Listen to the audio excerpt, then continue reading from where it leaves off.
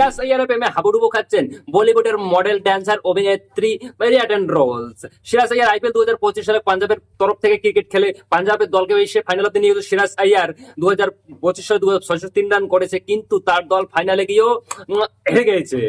কিন্তু ফাইনাল রানটা তারা ক্রস করতে পারেনি, আরসিবি কে হারাতে পারেনি, আর পাঞ্জাব কিংসে প্রথমবার চ্যাম্পিয়ন করতে পারেনি।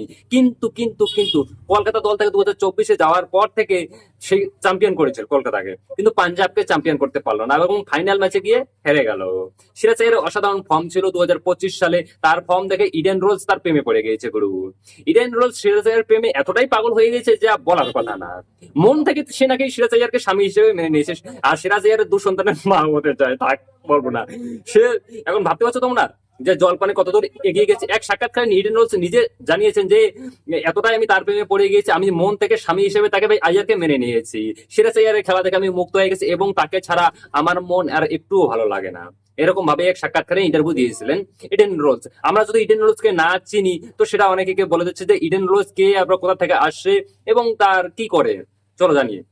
ইডেন রোলস হচ্ছে যে একটা মডেল, অভিনেত্রী, একটা ড্যান্সার। বলিউডে সে সবকিছুই করে।